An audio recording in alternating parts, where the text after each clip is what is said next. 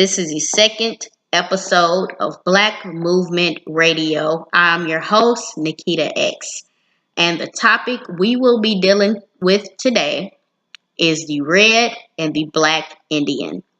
Now, today I'm actually going to deal with several different topics, but I'm going to start off with a couple of quotes.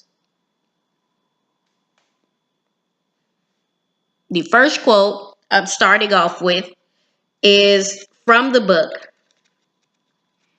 called Malaysians and Australians and the Peopling of America, Smithsonian Miscellaneous Collection, Volume 94, Number 11 by Alice Achartaleka, page 16.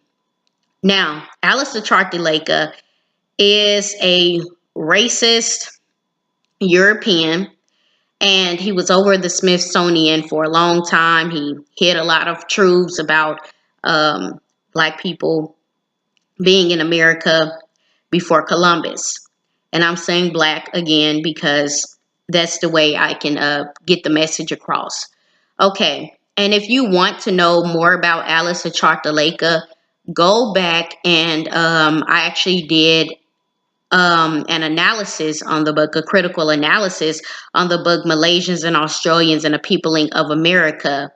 And it is on my page. So you can go back and you can look at that. And I'll post a link below so you can go and visit that YouTube page and just kind of see what the critical analysis was on it. Now, here is the quote. The quote goes like this. In 1775, the Pedro Francisco Garces visited Zuni, one of the southernmost pueblos, and found there two races of men and two languages. One part of the inhabitants showed a clear red color and handsome features. The others were black and ugly. An instructive native, interrogated on the subject, replied that the red people had come from one of the pueblos that became ruined, while the blacks were the ancient inhabitants of the country. Now, dealing with the subject red and black Indians, you can see that when we're dealing with black Indians in this particular quote, black Indians were not slaves from Africa. They were not talking about them being enslaved to anybody. They were not talking about that they mixed with the red, the black, the African mixed with the red Native American and now became a mixture. No, in this quote, he specifically says there were two races of men and there were two different languages. So as you can see, there was already a difference. Like one practice, they spoke this particular language, meaning that they probably had a completely different culture. So there was two races of men. One was a red one. He says one part of the inhabitants, they had a clear red color. Okay, and he said he visited the Zuni and indigenous peoples, an indigenous tribe. He said one had a red clear color and handsome features, and of course they're going to say, the red was handsome, and he said the others were black and ugly. Now of course he's going to say that because of course the quote is going to be like this because he's going to say one is black and ugly because he was racist. Okay, so we got to get past the racist things that they say. So now in this quote, we know that there's two races of men. There was two different languages. One part of the people were red. The other part of the people were black people. Okay. So an instructed native interrogated on the subject, asked about the subject, replied. This was the red man's reply. He said that the red people, his people, had come from one of the pueblos that became ruined, while the blacks were the ancient inhabitants of the country. So this means that the black people were there before the red people came. Okay? So it's not, in this quote, they're not talking about slavery. They're not talking about any mixture that happened. This is a second quote. This is from the book, The First Americans Were Africans by Dr. Imhotep. Now, this quote says, according to Dogon priest Dogon is a tribe in Africa, nation in Africa. According to the Dogon priest, Naba Lamosa Morodinbig,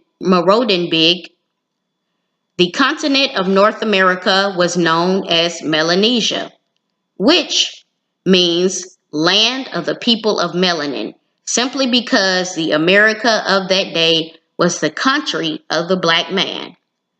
So even in Africa, they knew that America was at one time the country of black people, okay? And it was called Melanesia because it was so much melanin. It was, so many black people. And this is from the book, The First Americans Were Africans by Dr. David Imhotep. Now, people want to say that Africans did not travel to America before Columbus. But how did this Dogon priest know that America was at one time the country of the black man, where only black people were there? So that's two quotes. One of them is from a red Indian. The other one is from a black man, a man from a black nation in Africa, the priest of the Dogon peoples. And so these two quotes right here are not talking about the presence of black people coming from slavery. They're talking about black people were the inhabitants, the ancient inhabitants of the land. Okay. So now when we get to the book Black Indians, A Hidden Heritage by William Loren Katz, the topic is African peoples were leaders of Indians. So we have to deal with this, okay? Because there was a reclassification of black Indians into Africans. So if you were someone who was a black Indian, and because everyone has this image in their head of what an Indian looks like, well, then if you are a black Indian, then they would automatically classify you as African, okay? And we already know about the racial classifications. Now, here are some key things that stuck out in my mind when reading the book Black Indians, A Hidden Heritage by William Loren Katz. On page 41, William Loren Katz writes, Africans, as experts on tropical agriculture, had to teach both Indians and Europeans. So the Africans, you mean to tell me, had to teach both the Indians and the Europeans? So the people that they're calling Africans probably, most likely, were indigenous Indians who were dark-skinned, reclassified as African, because they knew the land better than the people that they called Indians. That doesn't even make sense to me. Now, when we go to page 55, the next quote in that same book says, from the beginning of Seminole colonization in Florida, writes Opala, the Indian may have depended upon African farmers for their survival. So again, they're saying that the Indian had to depend upon the African farmers for them to survive, for their farming skills.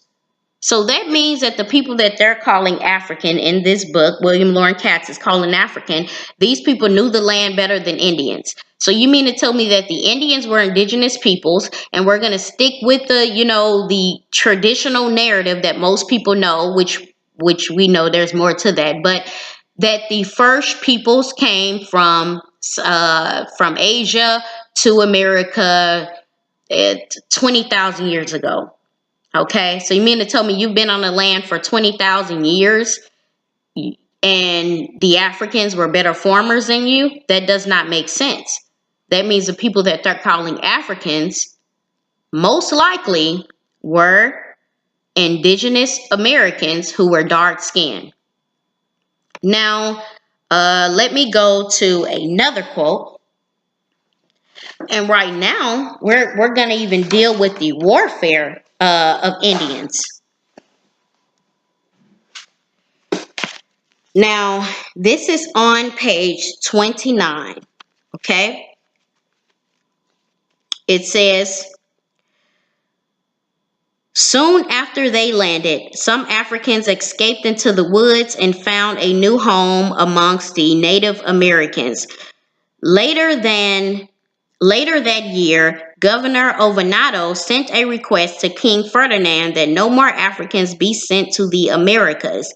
His reasoning was simple. They fled amongst the Indians and taught them bad customs and never could be captured. Now these people that they're saying are Africans, they fled amongst the Indians, okay? And they taught the Indians bad customs.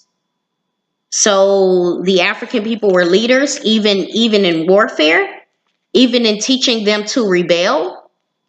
So these are things that we must think about when they classify these people as Africans.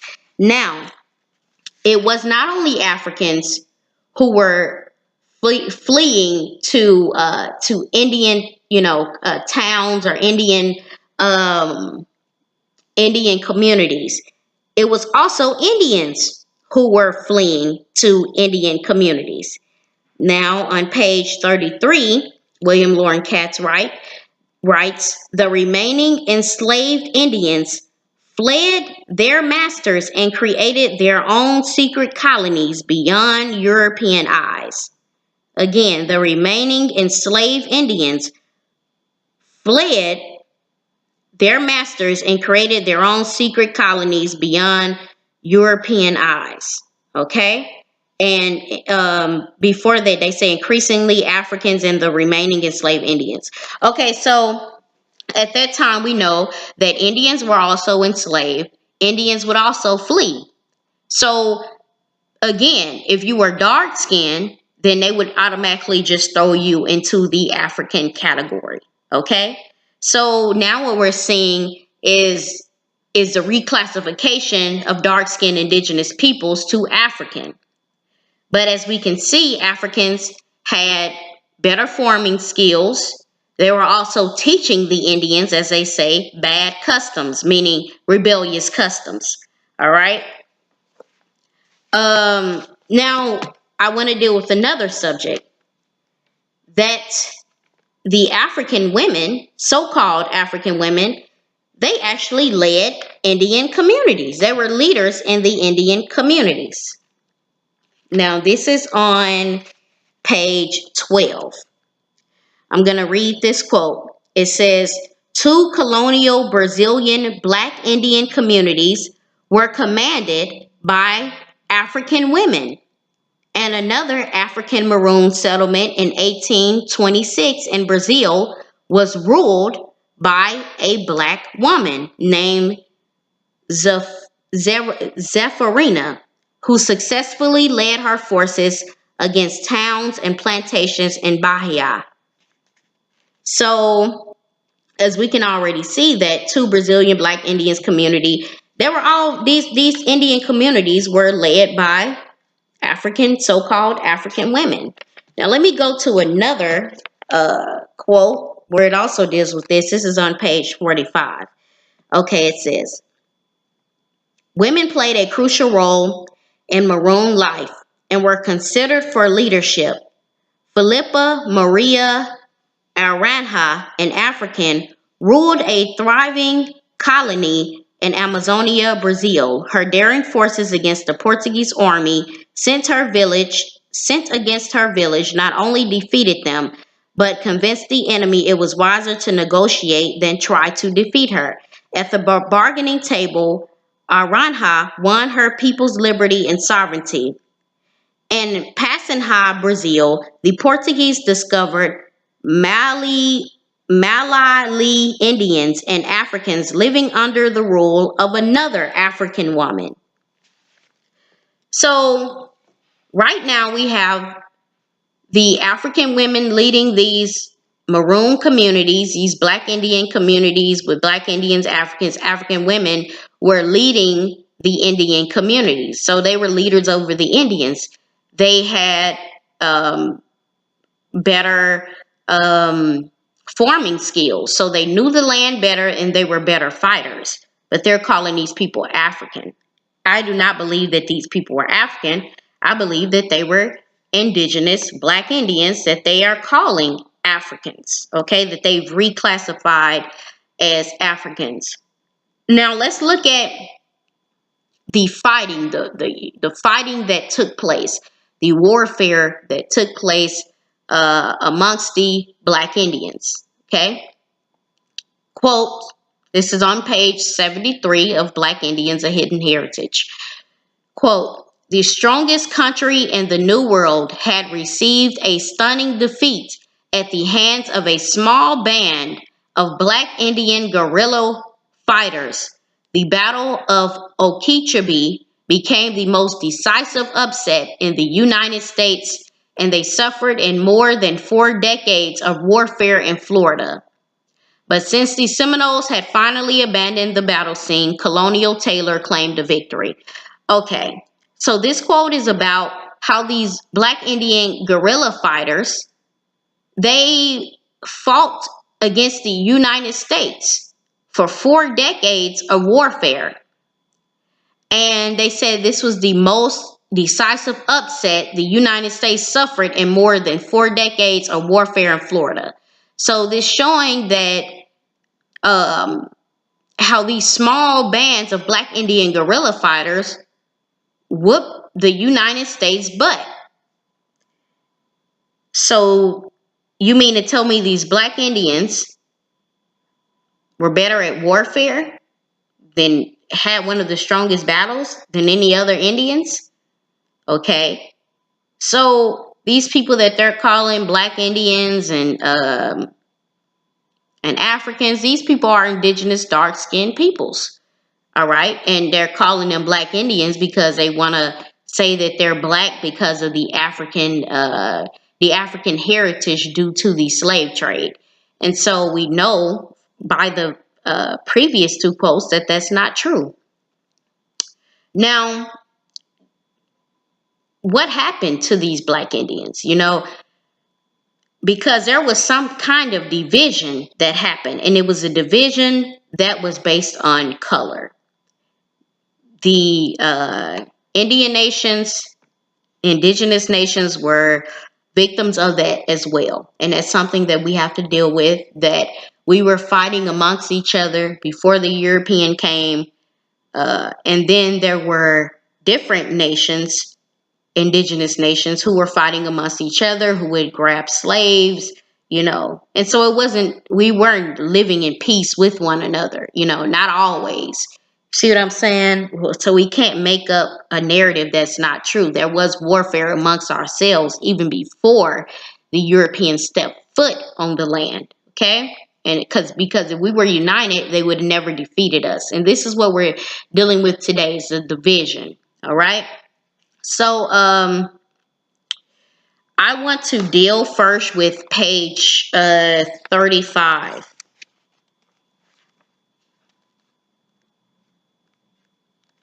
And in page 35, let me get this quote. All right. And page 35, still reading from the same book, Black Indians, A Hidden Heritage.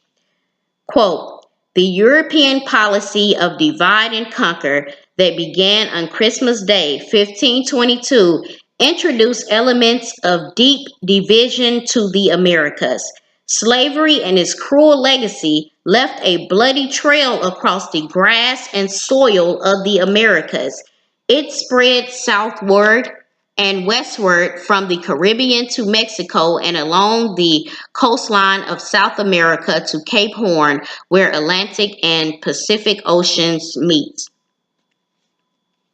So this division that they're talking about, they said they introduced deep division to the Americas. All right.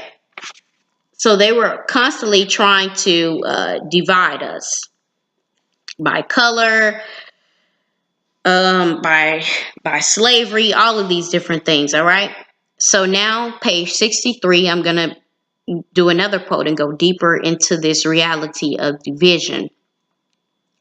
Quote, to disrupt racial alliance, U.S. officials promoted slavery amongst the Seminoles. Of the 5 nations, only the Seminoles rejected the kind of slavery the United States wanted.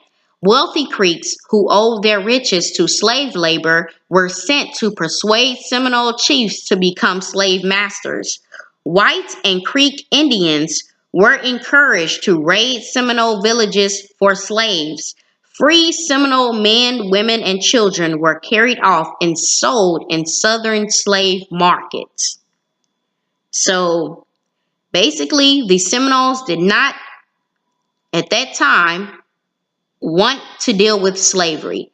So the Creek Indians were working alongside the whites to capture other free Seminole men, women, and children. And they sold them off into southern slave markets, meaning that they sold these Seminole people, Indian people, off into slavery. Now, when they sold them off, they were probably reclassified as African peoples. And this was also a division amongst color. As you can see, the Creeks were working with the whites, okay?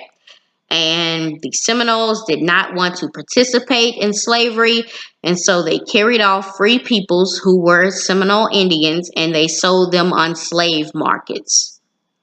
All right, let's go to another quote. Okay, this is page 154, and I'm kind of skipping around because I want to get back to another topic. Now, page 54, it says, soon, two distinct classes based on slave ownership divided each Indian nation. Mixed bloods owned slaves and usually had some white ancestry. Listen to this again. Mixed bloods owned slaves and usually had some white ancestry. Between 1830 and 1860, the populations of the four nations declined sharply. Cherokees by 31%, Choctaws by 27%, Chickasaws by 18%, Creeks by 43%. At the same time, the number of members with white blood increased, and so did the numbers of slaves each nation had. Slavery had become the major economic and political factor in these nations. This meant that their racial thinking was approaching that of the white South. So think about that. What would divide a nation in itself was slavery. And so you would see that the mixed bloods that had the white ancestry, they began to practice slavery against their own people because they were darker skinned. They said their thinking became that of the white South. Because their thinking became that of the white South, then they began to hold people in slavery. And usually it was black Indians. They were not African peoples or people from Africa.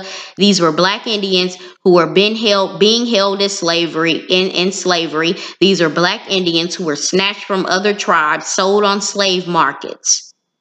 But they want to tell us that these black Indians were Africans. No, it was much deeper than that. Now, this is the last. I'm going to do two more quotes. And I'm going to kind of sum up this discussion, okay? This is another part I want to bring up. And this is how they were able to keep our people confused. It's another way the U.S. government was able to keep black Indians confused and keep us confused about our indigenous heritage, okay? And this is a way that we were reclassified as Africans or however they wanted to classify us as. Now, this is still from the book, Black Indians, A Hidden Heritage. This is page 112. All right, quote, this idea of keeping slaves distant from their homes and families was crucial to having them under strict control. British merchants took Indians enslaved on the mainland and shipped them to the West Indies. This was the only safe way to enslave Native Americans, for bondage was only secure when its victims had nowhere to turn to, no family or friends nearby. So this shows you right there that when Black Indians were getting sold on slave markets, and they were getting enslaved by maybe different Indian nations. These Black Indians were also sent from the places where they were at to other places. So they said they would enslave them on the mainland, ship them to the West Indies. And you could come and you could arrive on the West Indies and all of a sudden become an African. You see what I'm saying? And you don't know, because you don't know that you've been stripped from your family. So you think you're somewhere else than where you're originally you were originally at. And let's say if you're a child and they take you and they ship you you're in North America, they ship you to South America. You don't know where you came, so they can just tell you they got you from Africa, and then they have you believing that. You see what I'm saying? So we have to really use our minds and think here about what actually happened. While to avoid them from rebelling and running back to their families, they would naturally strip you away from your family and sail you up and down the coast of North and South America. All right. And when they were selling you up and down the coast of North and South America, also taking you, Black Indian, to Africa and to Europe, you would also be reclassified. And sometimes what they would do is they would ship them to Africa or ship them to Europe, and they would bring them back and they would brand them. And then they show up in the slave markets as Negroes without a place of origin being mentioned. That was Jack D. Forbes. That's what he said in his book, Africans and Native Americans. Now, there was another quote I wanted to share. Oh, this is another one. This is another way that our identity was stolen and also our land was stolen. Okay. This is from page 141, Black Indians, A Hidden Heritage. Quote, it says, whites looked at Native American villages in the South and found Black faces staring back at them. Let me read that again. Whites looked at Native American villages in the South and found Black faces staring back at them. Paranoia told whites that these people were about to rise up, liberate slaves, and kill whites. This haunting Black presence spelled a trouble or doom that had to be dealt with. One hysterical response was to demand that state legislators remove Indians from tax-exempt lands and drive them away.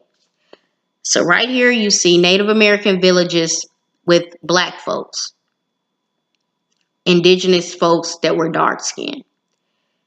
The white folks was afraid that they was going to rise up, liberate the enslaved other Indians that they had enslaved, and kill all the whites.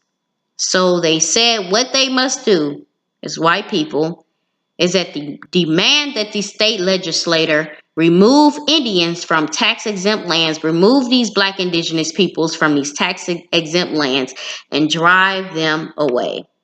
Okay? Now I'm going to close this out with something I kind of wrote up.